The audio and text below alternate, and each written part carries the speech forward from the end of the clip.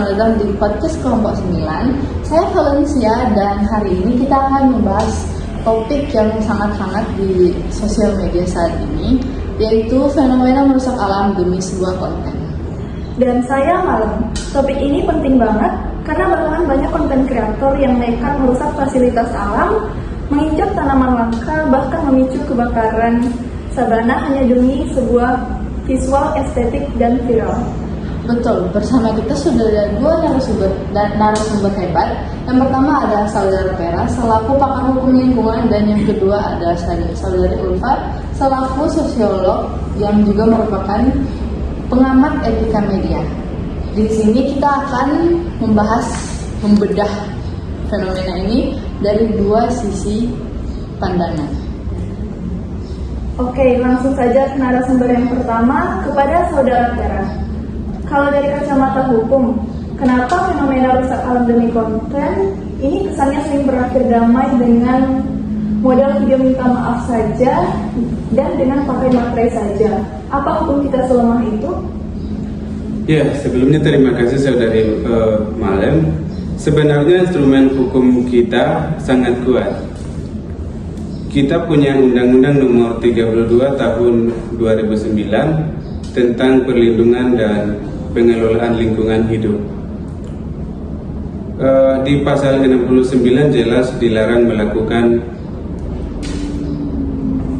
perbuatan yang mengakibatkan kerusakan lingkungan, dan ada sanksi pidana serta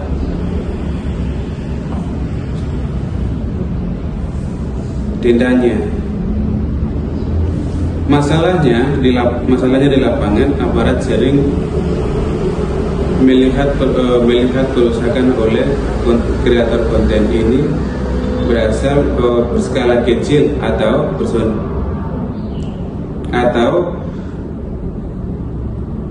personal. Jadi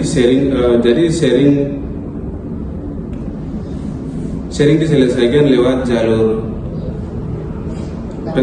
jalur restoratif justisi damai.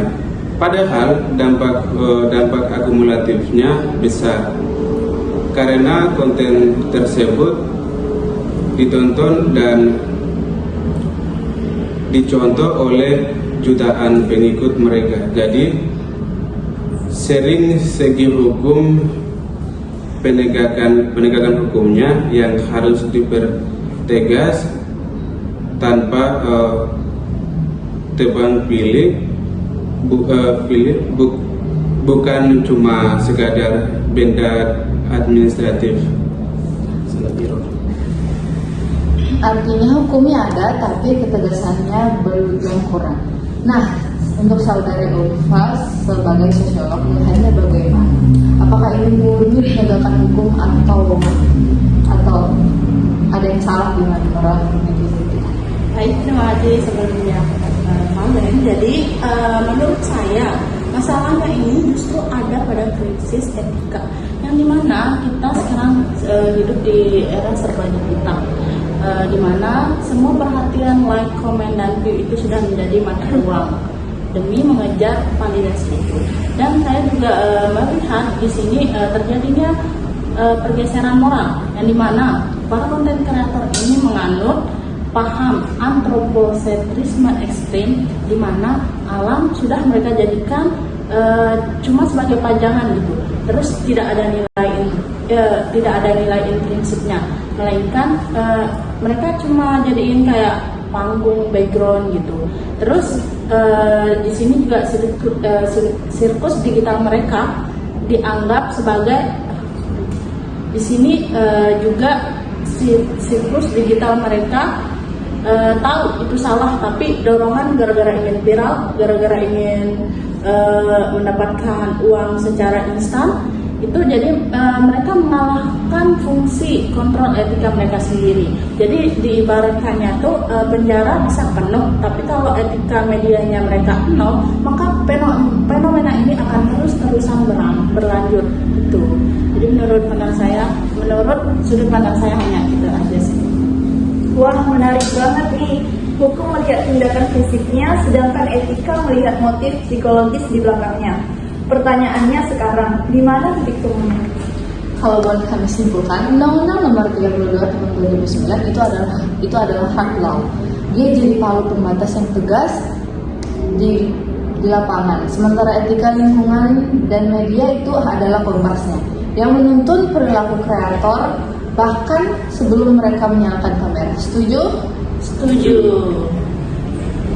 Berarti solusinya harus dua arah. Pertama, dari sisi hukum, pemerintah bisa mensinkronkan undang-undang lingkungan hidup dengan undang-undang IT.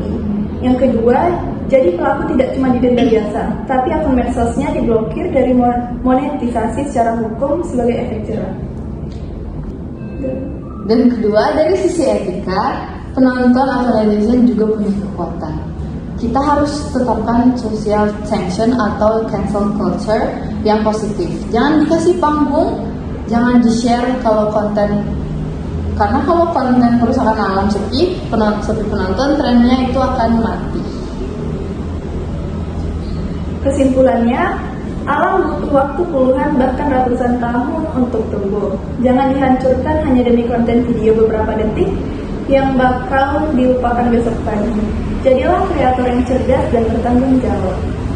Terima kasih untuk saudara Vera dan saudari Ulfa. Saya Valencia Dan saya Malam, kami pamit undur diri. Sampai jumpa di episode selanjutnya.